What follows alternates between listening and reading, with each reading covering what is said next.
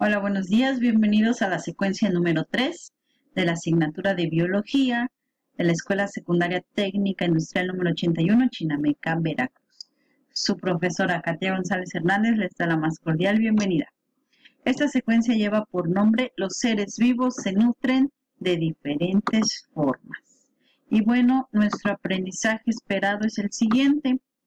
Dice, compara la diversidad de formas de nutrición, relación con el medio y reproducción e identifica que son resultado de la evolución.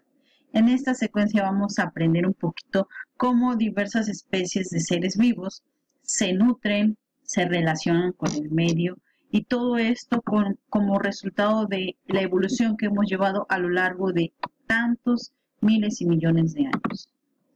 Bueno, para empezar vamos a conocer los tipos de nutrición. Existe la autótrofa y la heterótrofa. La autótrofa se le llama a esa nutrición donde los organismos crean su propio alimento. Principalmente en este tipo de nutrición se encuentran las plantas, los árboles, los vegetales. ¿Por qué? Porque como vimos en la secuencia anterior, en sus células sabemos que realizan nuestras funciones vitales. Bueno, tienen las plantas y los vegetales ese organelo que se llama clorofila. Esa clorofila sirve para que las plantas realicen la fotosíntesis. Esas plantas utilizan el dióxido de carbono que hay en el ambiente, los rayos del sol, los nutrientes del suelo y los minerales, el agua que absorben, y mediante todo este proceso de la fotosíntesis ellos se nutren. Entonces a este tipo de nutrición se le llama autótrofa. Y lo contrario, la heterótrofa, son los organismos que no pueden crear su propio nutriente. La planta no puede decir voy a comer esto y camina o se desentierra y va a comer. Entonces los heterótrofos sí, aquí nos incluimos nosotros los seres humanos, ya que tenemos que cazar, tenemos que pescar, tenemos que cultivar para producir nuestro alimento, lo tenemos que buscar. El caso también es de los animales, que pueden ser herbívoros, carnívoros, omnívoros, etc. Vamos a ver un poquito más adelante. Entonces, estas son los dos tipos de nutrición: la autótrofa, los que crean su propio alimento, y la heterótrofa, los que tienen que su alimento. Y también tenemos aquí los ejemplos de la nutrición vegetal, lo que les mencionaba, los rayos del sol y el ambiente se encuentra el CO, que la planta transforma a oxígeno, absorben el agua y los minerales que se encuentran en el suelo. Entonces, de esta manera la planta se está nutriendo y está realizando la fotosíntesis.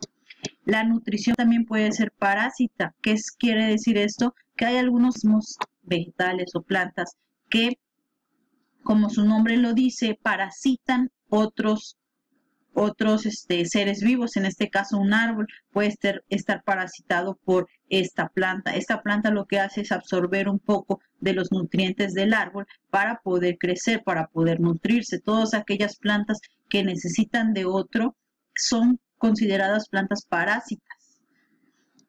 Y las plantas micoheterótrofas son aquellas plantas que para se necesitan de la unión de un hongo.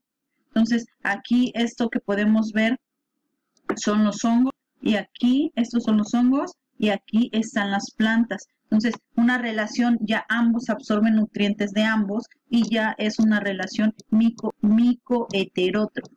Estas son los tres tipos de nutrición vegetal: fotosíntesis, parásita y micoheterótrofa. Y bueno, también tenemos diversidad y evolución de las plantas. Por ejemplo, conocemos las plantas que se nutren y crecen en ambientes muy altos o con climas muy altos, como en el desierto, las cactáceas, todos estos cactus, que si se van a otro lugar, por ejemplo, aquí cerca de un manto acuífero, como los manglares, que necesitan muchísima humedad para vivir, no es lo mismo que es una planta del desierto aquí a este lugar.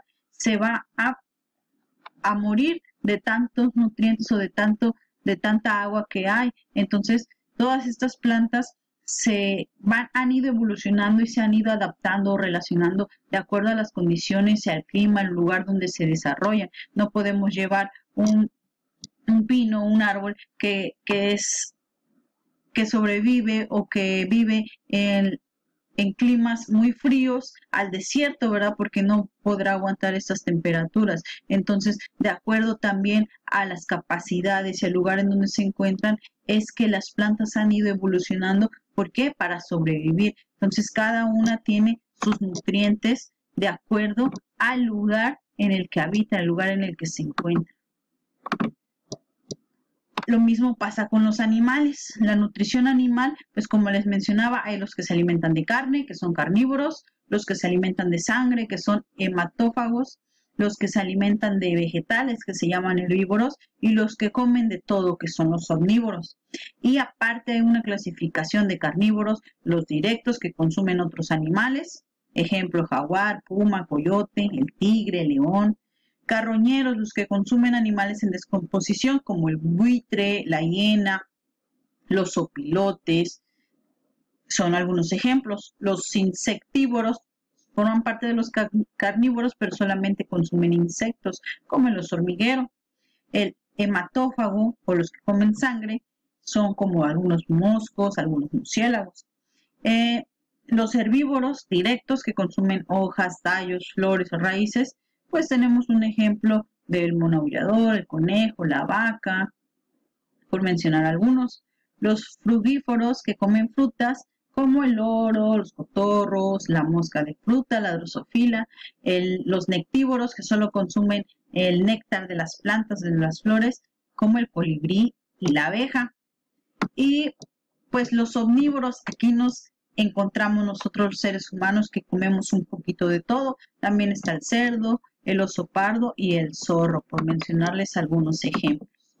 Y también, así como las plantas, pues los animales han adquirido adaptaciones relacionadas con su alimentación. ¿Qué quiere decir esto? Que los animales tienen características que los especifica a su persona para poder consumir o para poder adquirir esos nutrientes que necesita. Por ejemplo, el oso hormiguero, que tiene un hocico largo y boca pequeña sin dientes, una lengua cilíndrica que mide hasta 60 centímetros y se alimenta de hormigas. Si el oso hormiguero no tuviera estas características en su fisiología o en su anatomía, no podría comer las hormigas, entonces estaría muriendo. Pasa lo mismo con los mosquitos, que tienen un aparato bucal alargado y fino, se alimentan de sangre y localiza su alimento en la oscuridad. Ellos, aunque esté de noche totalmente en la oscuridad, ellos pueden detectar y consumir, pues en este caso, la sangre principalmente de los humanos, ¿verdad? Muchos hemos sentido estos mosquitos. El murciélago, pues tiene hocico corto y dientes delgados y filosos, oído muy sensible a los sonidos, se alimenta de sangre. Estos murciélagos, a pesar de que no pueden ver, utilizan la ecolocalización. Esto ya es algo funcional que tienen en su interior, en su sistema. ¿Para qué? Para poder moverse, para poder escapar de presas y para poder cazar y alimentarse. Entonces son adaptaciones que también han tenido estos animales para nutrirse. Otra diversidad de evolución han sido estas aves que son granívoras. ¿Qué quiere decir? Que comen granos, como el carpintero norteño.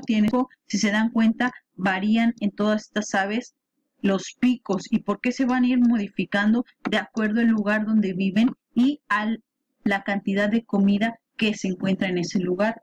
No es lo mismo que un carpintero norteño se vaya a un lugar donde a lo mejor está el cardenal con un pico cónico y grueso que abre semillas y extrae insectos de hoyos en los árboles. Si este canal se va a donde vive el pájaro carpintero norteño, a lo mejor no va a poder poder consumir estos insectos porque su pico no lo va a permitir, y pasa lo mismo con todos. Entonces, cada uno se encuentra en un hábitat donde sus picos encuentran la disponibilidad de comida, y es como se han ido adaptando y como han ido evolucionando a través de todo este tiempo. Entonces, si se dan cuenta, tenemos una diversidad de organismos de acuerdo a su nutrición, de acuerdo a sus características, al medio en donde se encuentran, y que todo esto ha ido evolucionando día con día. Y bueno, La actividad que vamos a hacer un poquito para retroalimentar este tema, vamos a leer la página de nuestro libro, de la 28 a la 35, y vamos a realizar las siguientes actividades. Dibuja o pega, dice, en tu libreta un ejemplo de los diferentes organismos vivos de acuerdo a su tipo de nutrición. Ustedes van a hacer ya sea un dibujo o mediante recortes van a encontrar un ejemplo de un organismo que realice la fotosíntesis, de un organismo que se nutra, o sea, considerado una planta parásita, una micoheterótrofa, carnívoros, de todos estos que están aquí, uno de cada uno. En total son 12 dibujos. Aquí yo les pongo todos los ejemplos que tienen que hacer de cada uno de ellos. Y vamos a responder las siguientes preguntas. La primera dice, ¿por qué se le llaman organismos autótrofos a las plantas? ¿Qué significa heterótrofo? ¿Qué tipo de nutrición tiene el ser humano? ¿Qué relación hay entre las adaptaciones de los seres vivos y su entorno? Y define las siguientes adaptaciones. Ahí nos vamos a ir un poquito a la página 32 del libro para completar estas definiciones de etológicas o de comportamiento, adaptaciones fisiológicas y adaptaciones morfológicas o anatómicas. Todo esto pues le vamos a colocar nuestro nombre completo, grado y grupo, enviarlo en PDF vía WhatsApp antes del miércoles 21 de octubre del 2020. Por mi parte sería todo y muchas gracias.